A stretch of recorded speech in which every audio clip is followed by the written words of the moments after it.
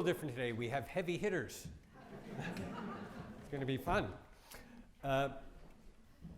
L'Histoire du soldat, or the story of a soldier, the soldier's tale, was premiered in 1918.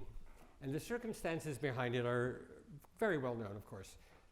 Because of World War I, there was very little money. And Stravinsky had basically been writing big pieces, you know, and very quickly, too.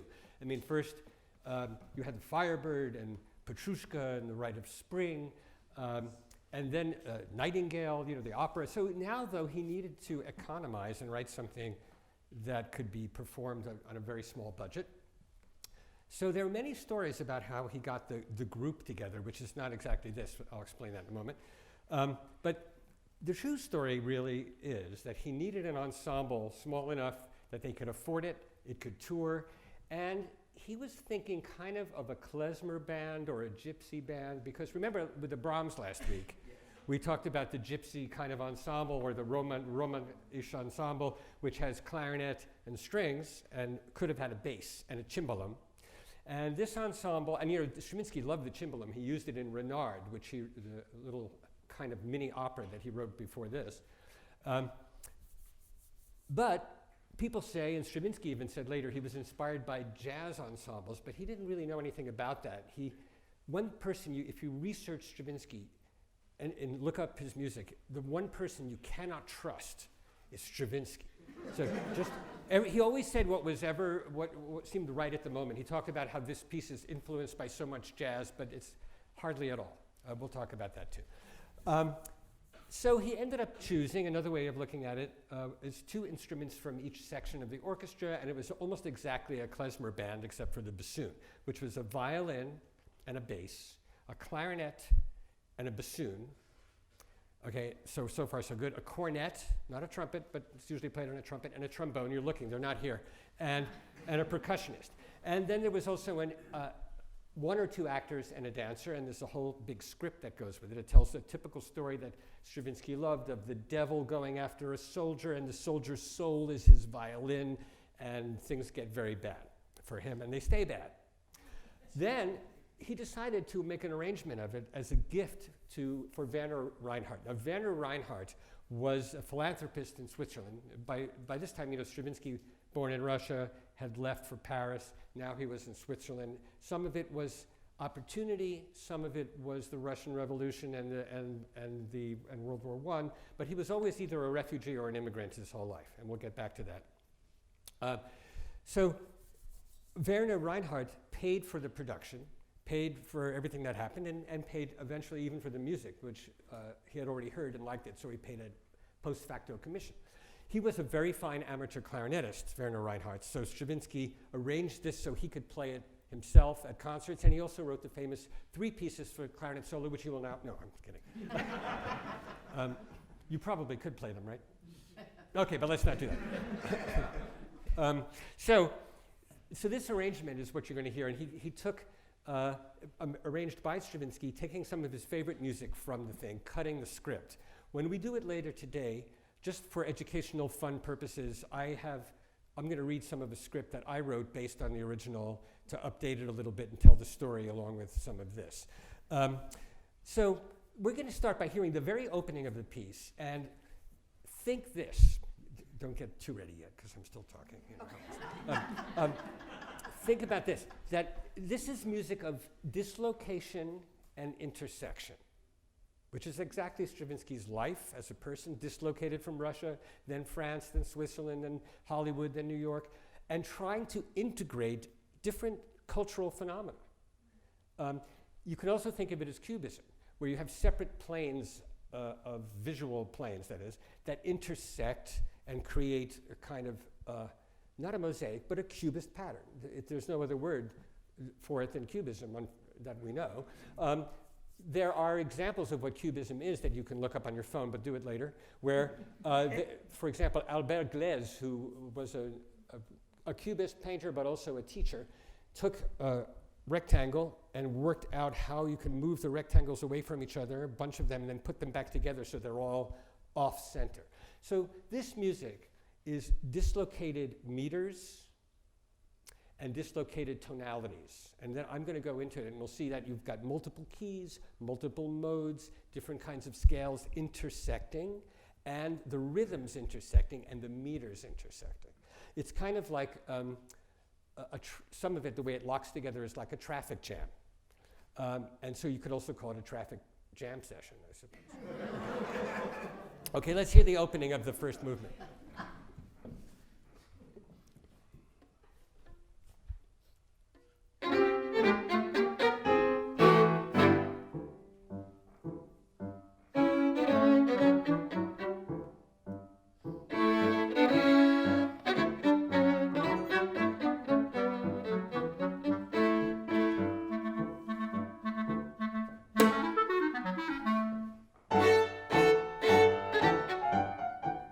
Okay, that was good. Now, I'm going to ask you to do that again, and I'm going to conduct. You're not going to look at me.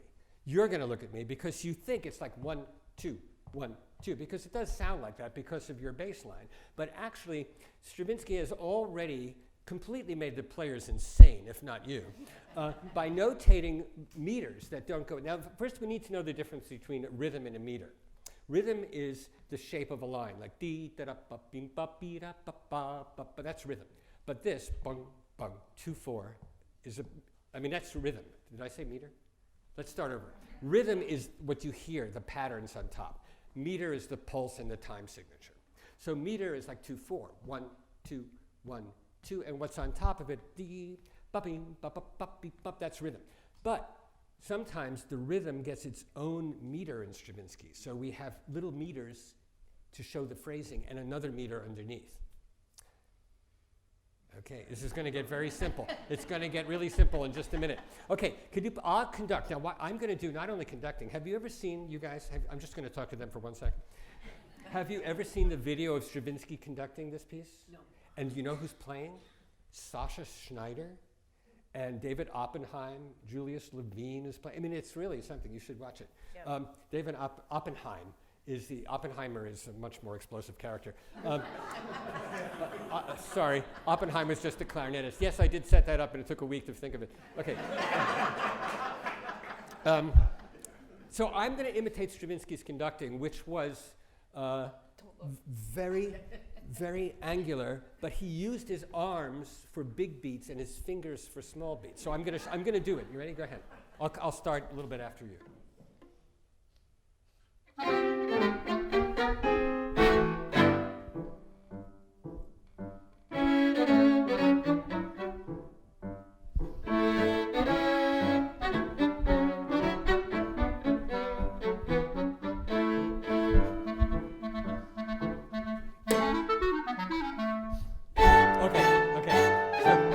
So you see all those little things? That's because the phrasing, let's just hear without the ding dong, without the piano even. Let's just hear violin and clarinet.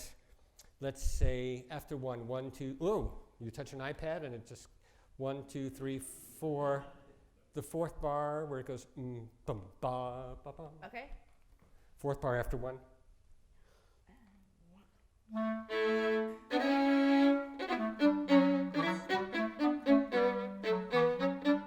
Yeah, so when it goes, for example, da da da dum, he writes it in 3. 1, 2, 3, dum.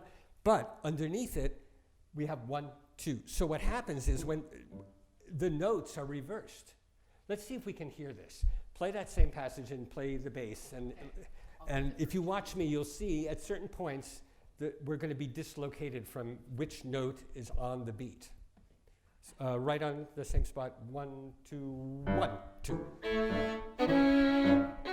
1, 2, 3, 1, 2, 1, 2, 3, 1, 2, 3, 1.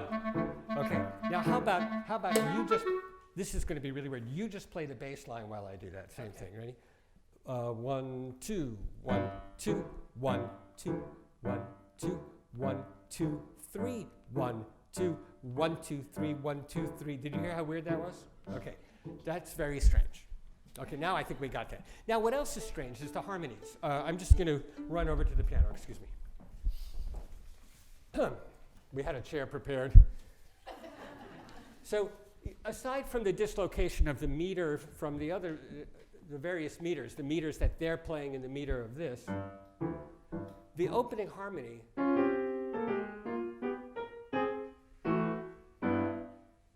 is dislocated from tonality slightly. It's not exactly anything that you would expect.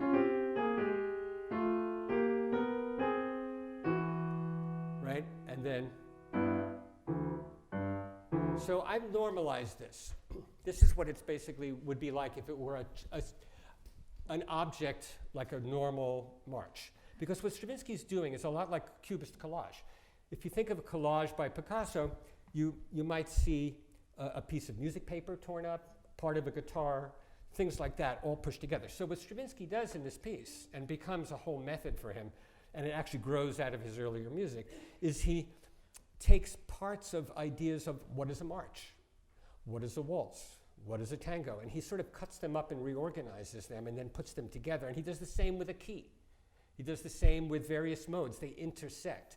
And I'll get very specific, but here, just think of a march that's the same kind of march, but not written by Stravinsky.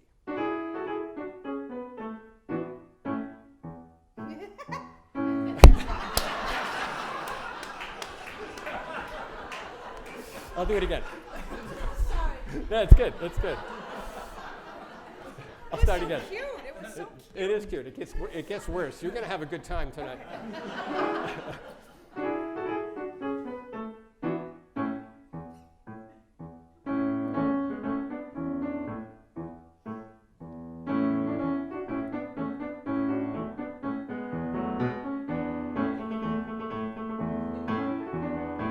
So it just stays like that. And then let's hear a little bit of the opening once again now so you can hear how dislocated it is. I could analyze every harmony for you, but we don't need to do that.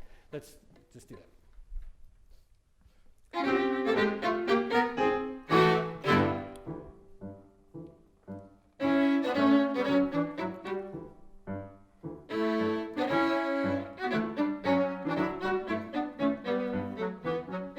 Yeah, so actually one thing that's very obvious, excuse me, is that the bass line, first of all, it has these two notes.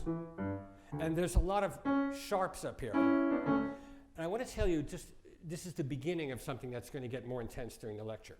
It's not just different keys. It's a different mode set that he's thinking of. Because Stravinsky inherited the octatonic mode, which I've mentioned occasionally. It's a scale and a mode. It's a system, just like tonality, just like major and minor, and just like pentatonic. But octatonic is a very complex, rich system. A lot can happen. And here's an octatonic scale. So this part fits right down here. It's right there. And the C sharp also belongs to it.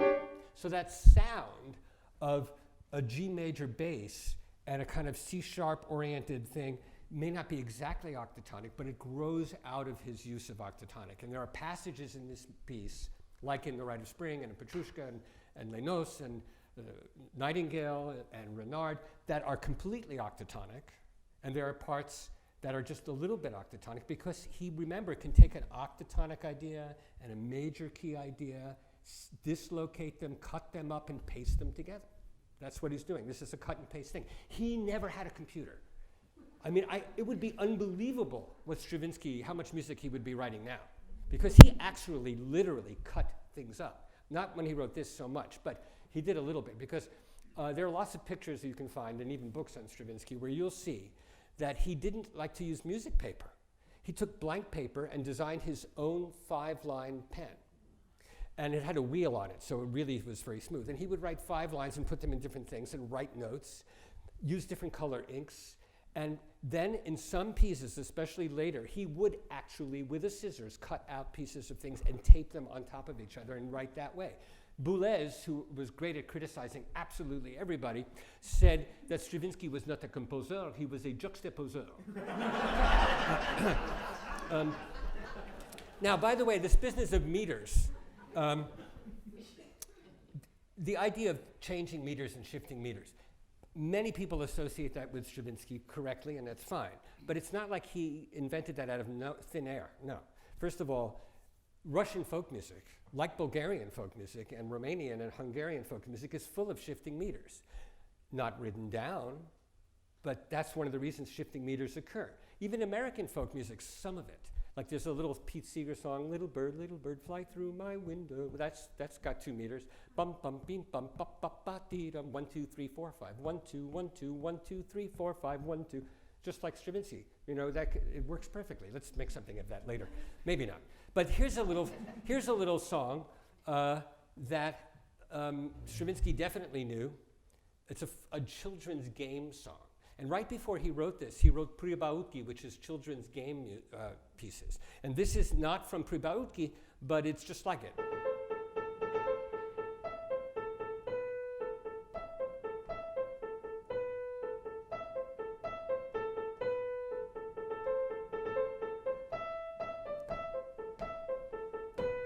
It's just like what you expect from Stravinsky. In fact, this part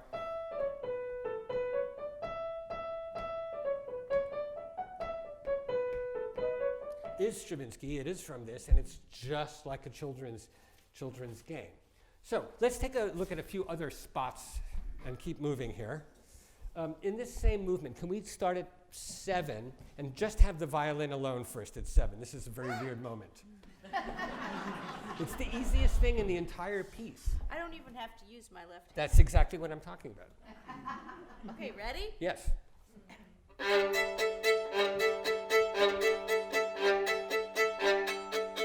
Yeah, it keeps going, but that's fine. It goes on for a really long time. That's what the violin is doing. The main thing there, it is 1 and 2 and or 1, 2, 3, 4, 1, 2, 3, 4, 1, 2. Now let's hear what the clarinet does. The clarinet starts, well, let's just hear the clarinet alone. Then we'll explain that.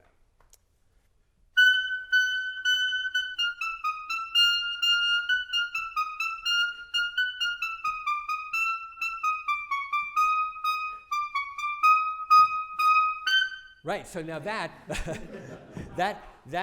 obviously is changing meters like the children's thing, right? Like it goes, well, it has in it da da da da 1 2 3 1 2 3 1 2 3 1 2 3 1 2 3 1 2 1 2 3 like that. It's always changing.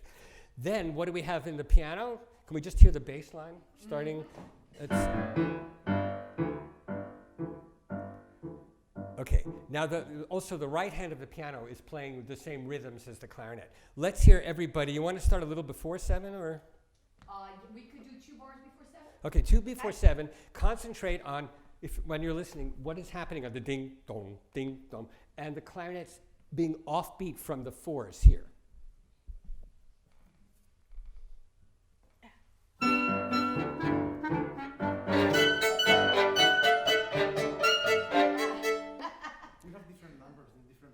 Oh. All right, let's just go right on 7.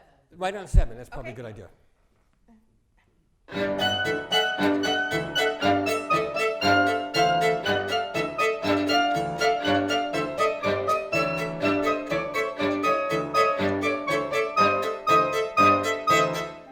Yeah, it's really tricky.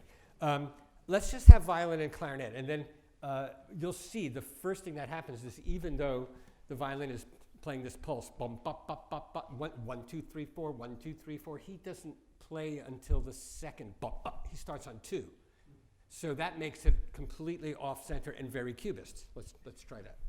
7, right? 7.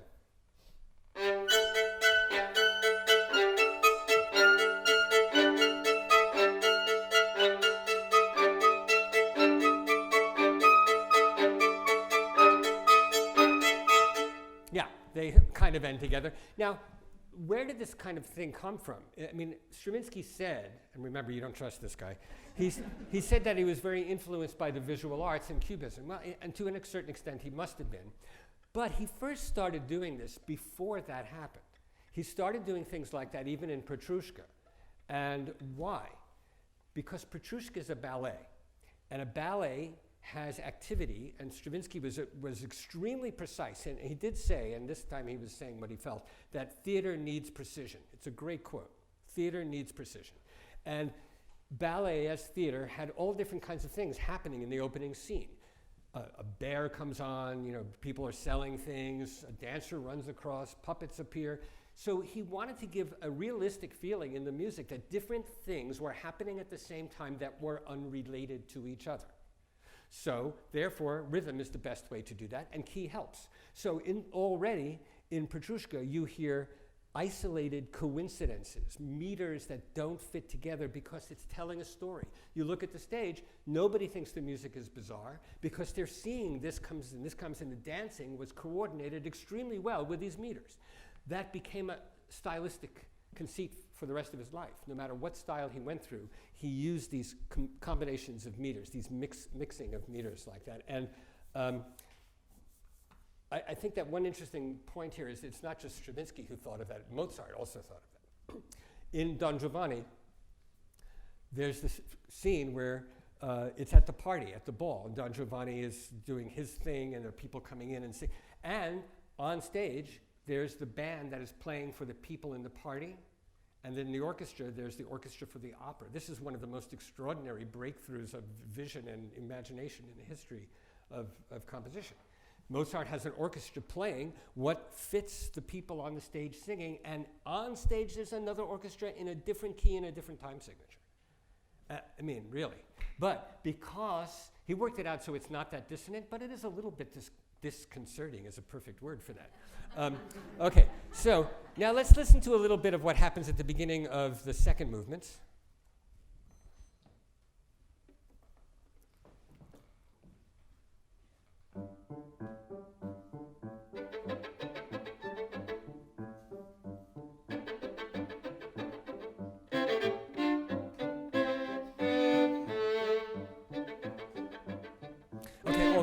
Already, it's clear that this accompaniment, again, is very steady, but I want to point out, just so you are aware of this, that accompaniment is not unique, this thing.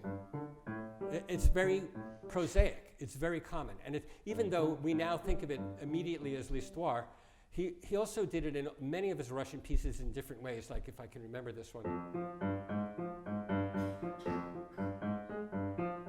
Something like that, which is from Renard. He often has a kind of folk-like accompaniment, whether it's a march or something like that. And above it, things again get completely dislocated. Now, again, if I were to conduct this while you do it, you could get very, very upset. But I think instead, let's move to another spot at 5. Now at 5, let's just hear the piano for a moment at 5. The piano is playing this little pattern.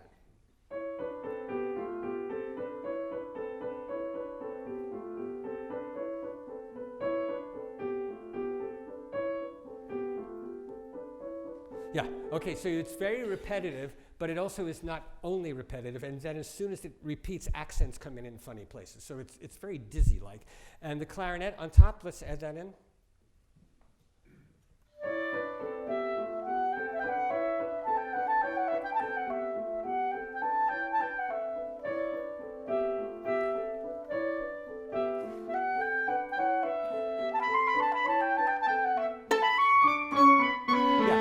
You notice when the violin enters, it's a moment that they all come together. One of the fun things, or it's almost like a game throughout this piece, is that things are obviously on their separate path, and when they come together, there's some kind of instrumental color or change, like we've won a point. And that is like the children's games, the Russian games that he grew up on.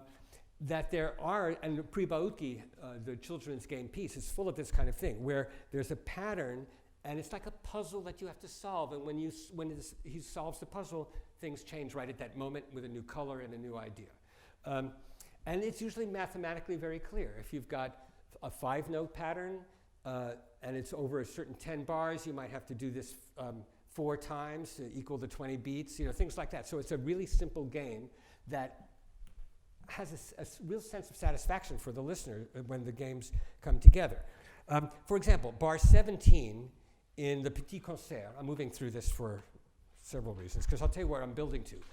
It's one thing to analyze, but we are going to learn how to write your own Stravinsky piece in just a few minutes. So you have to pay attention. So at bar 17, let's just hear the piano bass line at bar 17. Okay, what could be simpler? Now, the right hand of the piano is not in the same time signature. It looks like it is, but it's not. Let's hear that. Right. So the top hand is going 1, 2, 3, 1, 2, 3, and the bottom is 1, 2, 3, 4. Okay, and the clarinet is playing something you'll recognize, which is the moving patterns of 1, 2, 3, 1, 2, 3, 1, 2, like that. Let's add the clarinet in.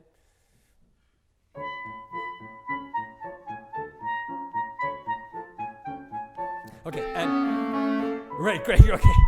And now the violin is, let's hear the violin and just the bass line of the piano.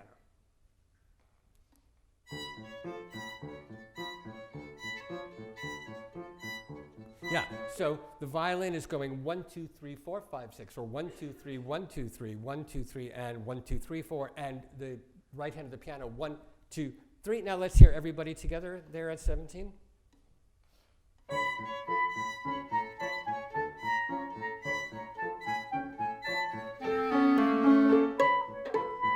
Okay, excellent. Bear all this in mind for your homework assignment, which is coming up. Now, later on in the story, there's a tango, a waltz, and a ragtime. So these are, just like you might expect, not the rhythms. If you just did a tango, and if you just used the kind of gypsy scale for the tango, it wouldn't be Stravinsky. It has to be somehow dislocated and re-put back together. So let's hear a little bit of the tango, and I'll talk about that after.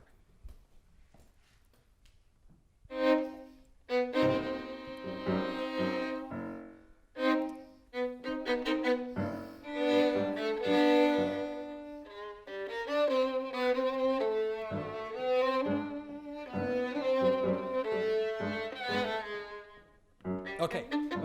Now, what's interesting is, aside from the fact that the rhythm is disjunct, and that you can easily hear, pardon-moi, is that this music in the violin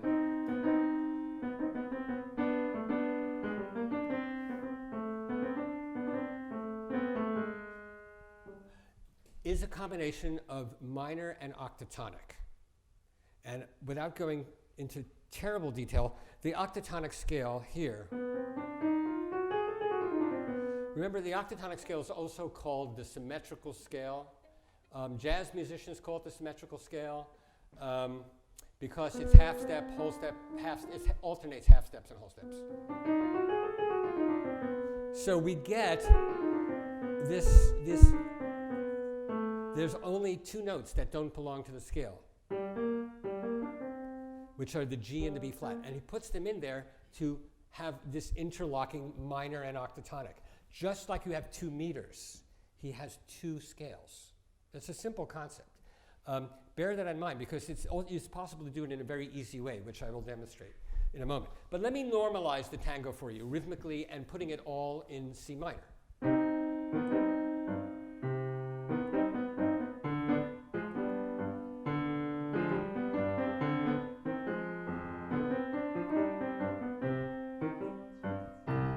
Right? That's what it's not.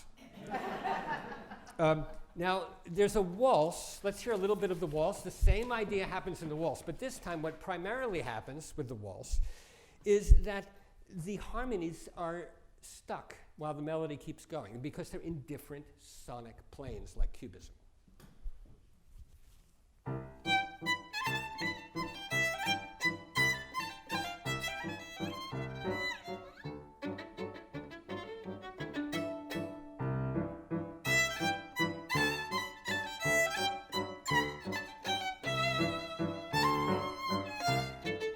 Okay, so the piano part does seem to be changing harmony, but it doesn't actually usually coincide very well with the violin, or if it does, one note does and some other notes don't.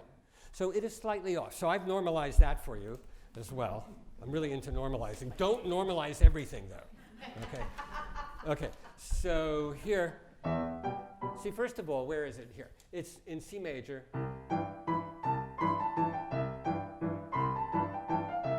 And this doesn't change until, that's what they were playing. It's just, it's off. So here it is normalized.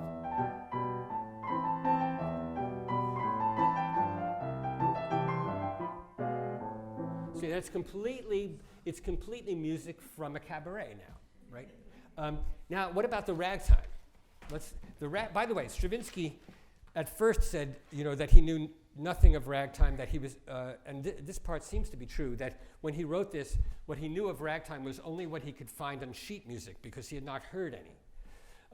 He basically implied in several interviews that there was no way he could have heard ragtime or jazz in Europe at that time. It's not true. He was wrong. He probably had heard it. He's probably lying, but we'll never know. We'll never know. Will Marion Cook was all over Europe playing jazz. He studied with Dvorak and violin with Joachim and started a jazz band and was in Europe, in Paris. Okay. And then he said that the violin part was inspired by jazz. No, the violin part is inspired by Romanische Gypsy and klezmer violin playing. That is so obvious, it's incredible. Okay, so here's a little bit of ragtime, which he apparently got from reading sheet music.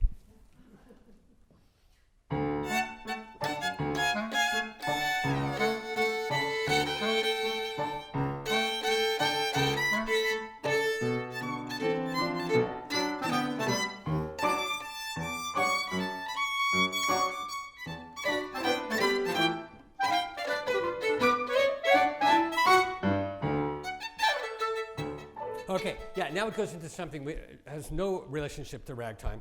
Even that, it's kind of hard to tell. Ida, could you just play the first 3 bars, or the first 4 bars of the rag?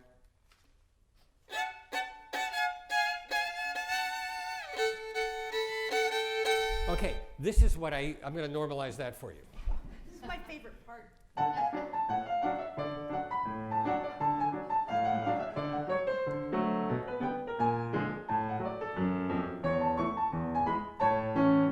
Okay, that's sort of the same thing. That's where this comes from.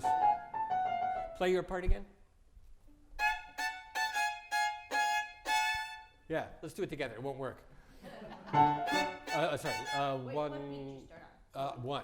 Okay.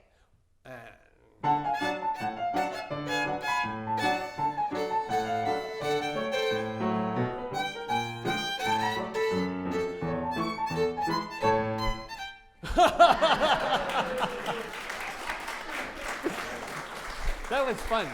That part I couldn't do at home. Okay, that was hilarious. It'll never be the same. Yeah.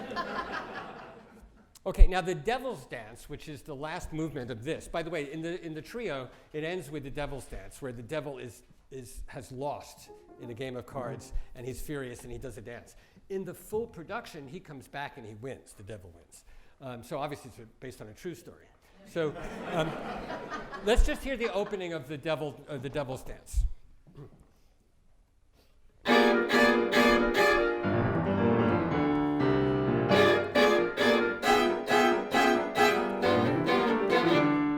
Okay, fantastic. Okay, so this opening, this thing is octatonic in a big way. And what I mean by that is it's complex because it could be a blues chord.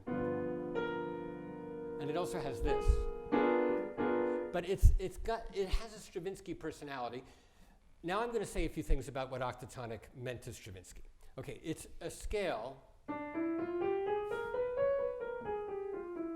and it has several basic properties. The first property is that it starts with 4 notes that sound like the beginning of a minor scale. But then it goes up, and there's another one. So there are 2 minor scale tetrachords, 4 notes, a tritone apart. That's what it is. Now, one property is that you have actually 4 minor scale tetrachords, beginnings of 4 minor scales.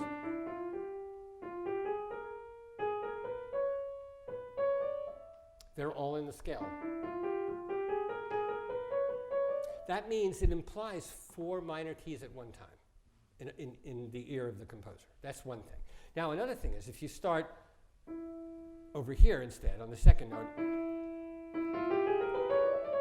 and this is really amazing, it sounds like 2 diminished 7th chords, because it is, but it's also a bunch of tritones, which means if you work out on the keyboard or you know your basic arithmetic that has to do with music, you have major and minor chords on each of these notes. E minor, E major, E dominant 7, and then you have it on G, and you have it on B flat, and on C sharp, which means you can take G7 and B flat 7, they're in the same octatonic scale, and you can go, because that's G7 and B flat 7. So that the combination of G and B flat G7 and B flat 7 is octatonic. It's not some weird thing that Stravinsky put together. It's not two keys, it's octatonic. That's an important difference. In other words, it's a pre-existing mode that his teacher, Rimsky-Korsakov, taught him. And when people asked Stravinsky about, they didn't know octatonic modes during his lifetime outside of Russia. People didn't know the phrase or the meaning of it. Ravel used it, Debussy used it. They didn't call it anything. They just used it. So, but getting back to Stravinsky, when people asked him about it, he said, no, I didn't know anything about technique. God told him what to do. God might have meant Rimsky-Korsakov. I mean, but for example, the opening of Symphony of Psalms is 3 chords. There are 3 unrelated, it seems, basic triads: E minor, B flat 7, and G7. All 3 of them are octatonic. So people, when they first heard this, it seemed like a whole new world to a lot of people, but it was for a certain group of French and Russian composers. They knew what that was. It was part of the octatonic world. So now that you know this much, I'm going to help you write your own Stravinsky piece. Oh, you stayed there. Good idea. Okay, so first, I have a couple of little things. Another mixed meter piece of Stravinsky, of Russian music is this.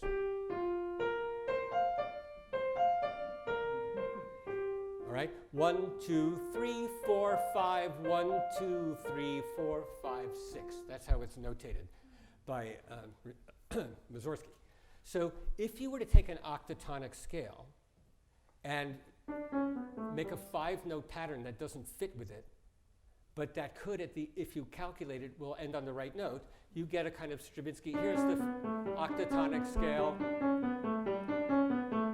That's going to end on the same note. Very simple calculation.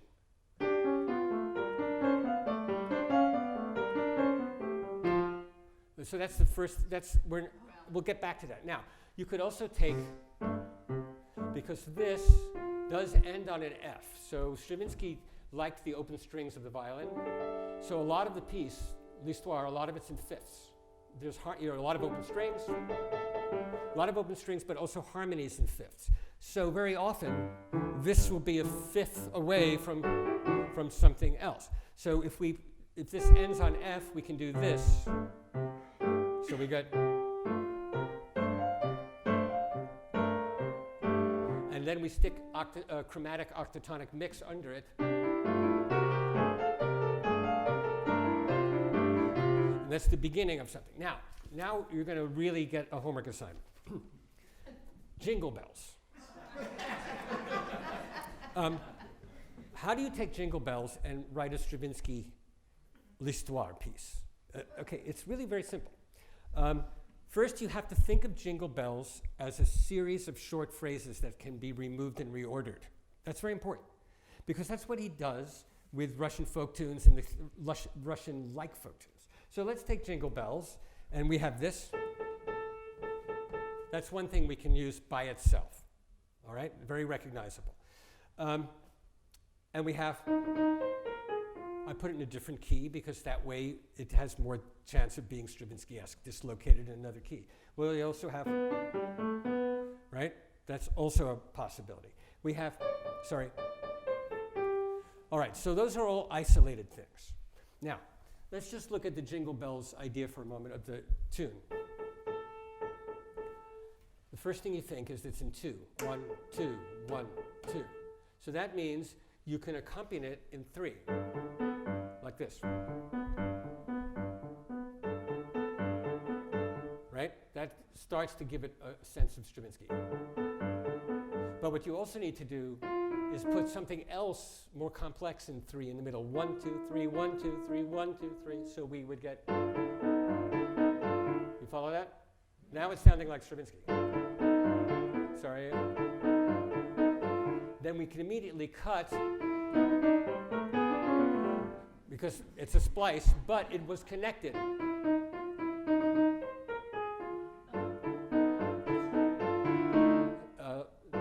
Let me play that right.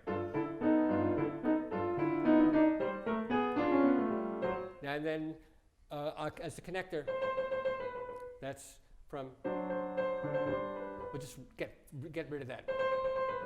And then you notice is there.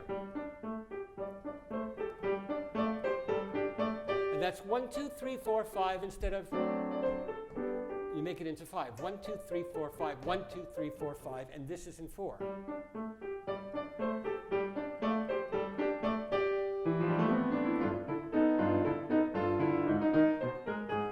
And then that's all going to fit in. We'll get this here. Now, another thing that's going to happen is you can take just Jingle Bells and do that many times so that you have a fixed something that you can work off. And underneath it, we'll put a pattern of 5 notes. Right? Like that. And that pattern has to be played 4 times for them to come together again. So I will do that.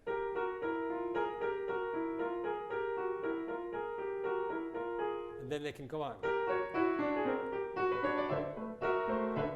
Okay, then later on, this pattern, which I stole from Stravinsky, which he stole from Spain, probably.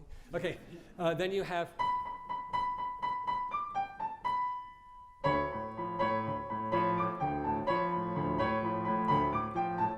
Okay, that's all you need, except we could also do this and put into it to cut out the 4th beat. Jingle bells, jingle bells, jingle bells, jingle bells. We cut out the little beat, okay, with the scissor. So here is, if I can play it, here's a Stravinsky Jingle Bells. Sorry, it's already wrong.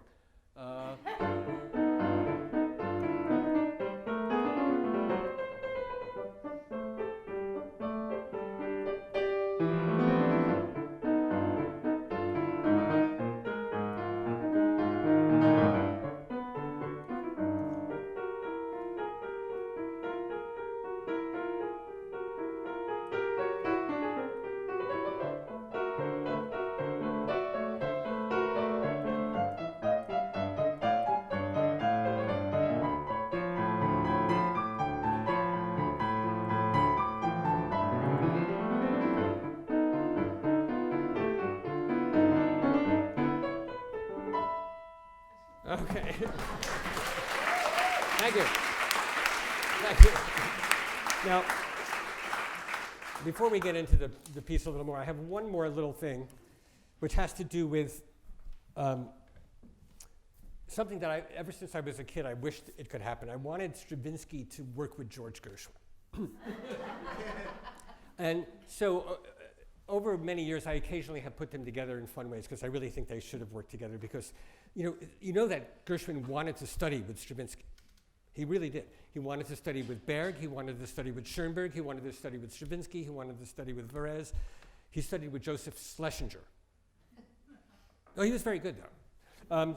He also wanted to study with Ravel, which is a very famous story where Ravel said they would only make you into a bad Ravel.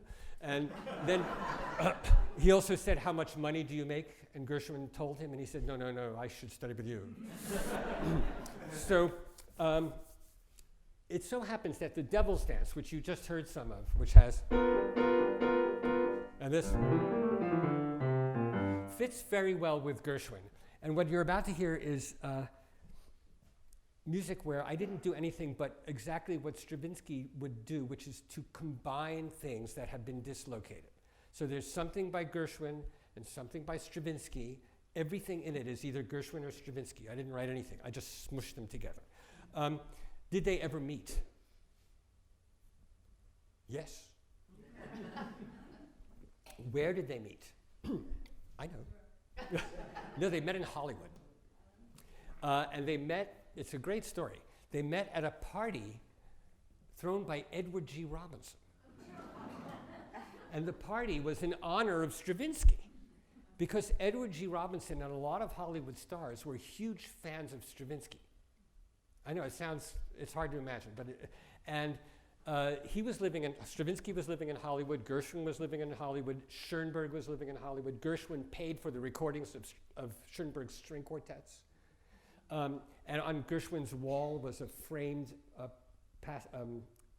measure of the lyric suite and a photograph of Berg inscribed by Berg to Gershwin. The lyric suite that we looked at last week. There were strange connections. So there was a party in honor of Stravinsky. Gershwin came, and it was one of the only parties in Hollywood where he wasn't the star. He was in the audience for the few pieces that they played. And he was sitting next to a woman that he began a flirtation with. We know all about this now because it's become a famous story. And in between pieces, he said to her, "I wish I could write music like that." And she said, "I'm sure you could. Why don't you do it?"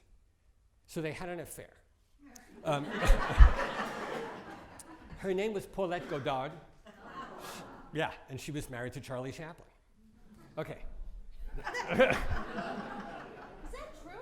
Yes. Ida, you've known me over 40 years, so much. and you're asking me if that's true? Okay. Wondered if you were going to get a Pinocchio for that. Okay, so here is Stravinsky and Gershwin smashed together using the Devil's Dance.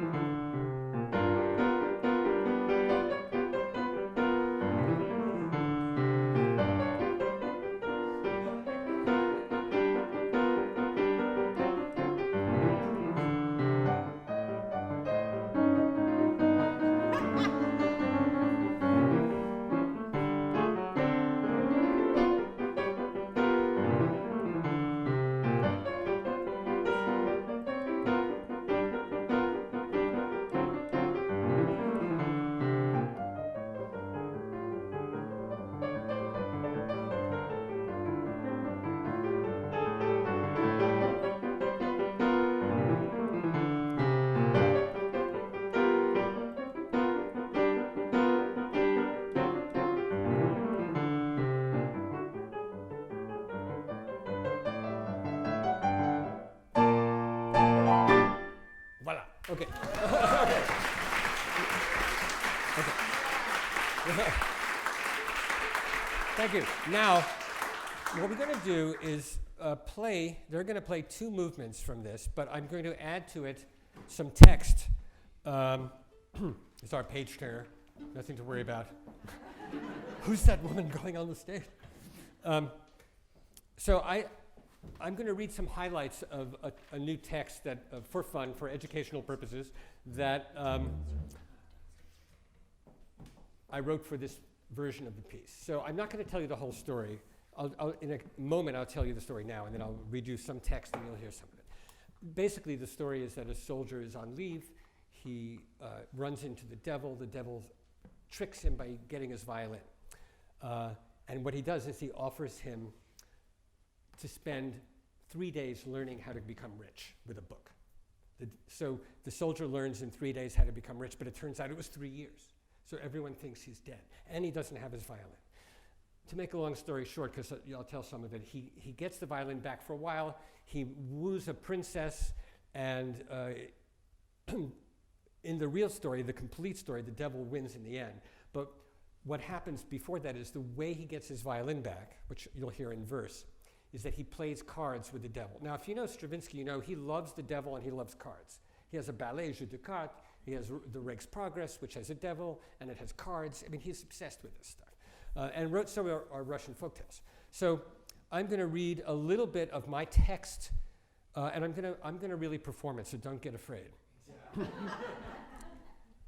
Now the devil appeared in a clever disguise and looked at Joe's fiddle with demon eyes. "Give that to me," he demanded of Joe, but Joseph, unafraid, simply said no. Old Nick replied, "I'll teach you sales. It's much more productive than playing scales. I'll trade you this book. It's all about selling. Forget about music. This book's more compelling. Here's a hard copy. It's also on Kindle. Trust me, Joseph, this book is no swindle. Come home with me, I beseech you, to read this book I gladly teach you.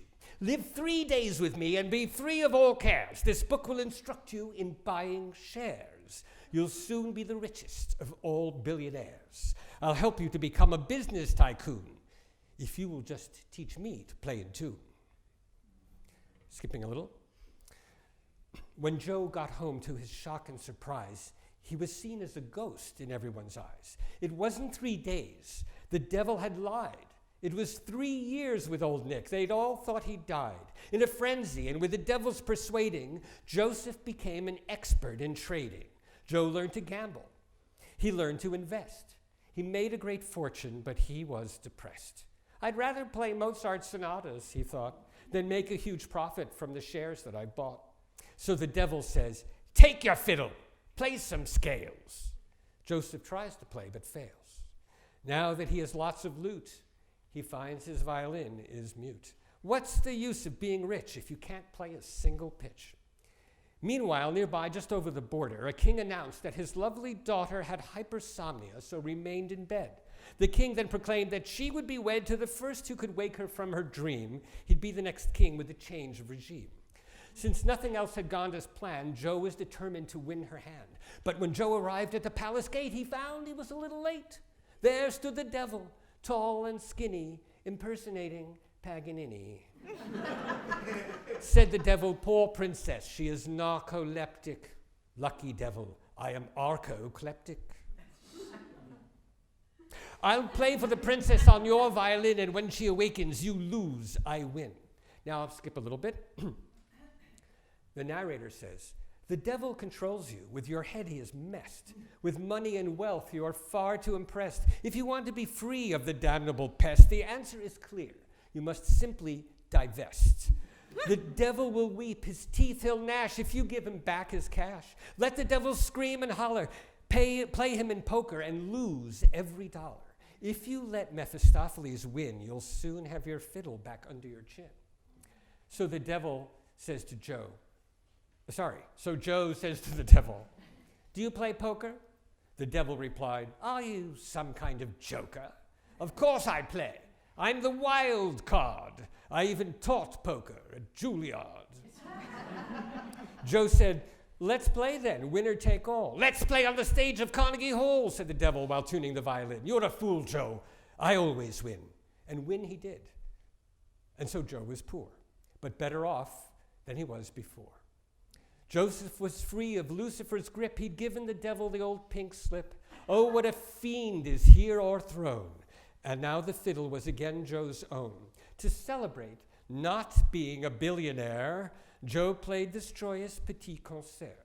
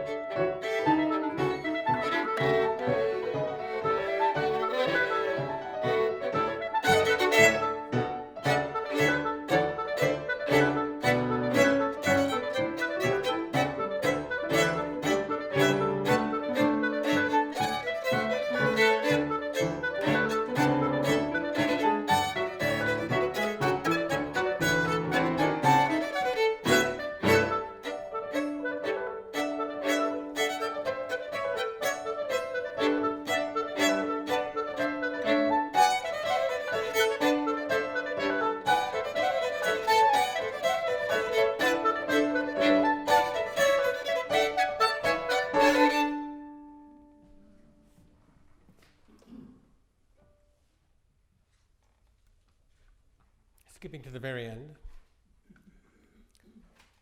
it starts to get moral. There's a moral. Don't think it couldn't happen here. Wherever there's money, the devil is near. He pilfers your music and casts his net round violin, piano, and clarinet. He's the definition of nefarious. He'll steal your Steinway and your Stradivarius. Be on guard and be very wary. He'll also rip off your Guarneri. He'll offer you money for the music in your soul and teach you every underhanded tax loophole. But don't give in. Do not be awed. He's corrupt, a liar, and a fraud. Forget being rich. It's a black hole. Keep your music and save your soul.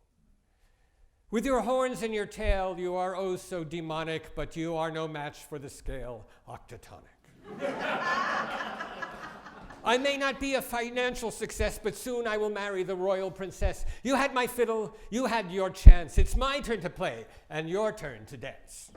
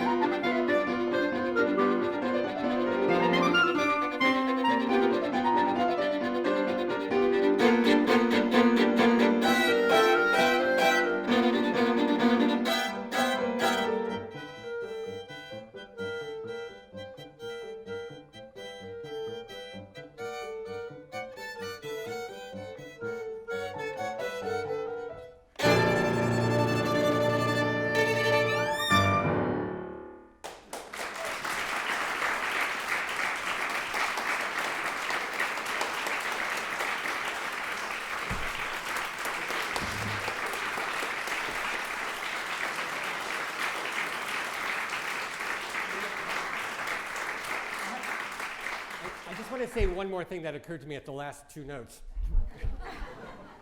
It ends like this, you know. And of course, there's an obvious joke, which endings are normally, right? And it's backwards. But it's not just that.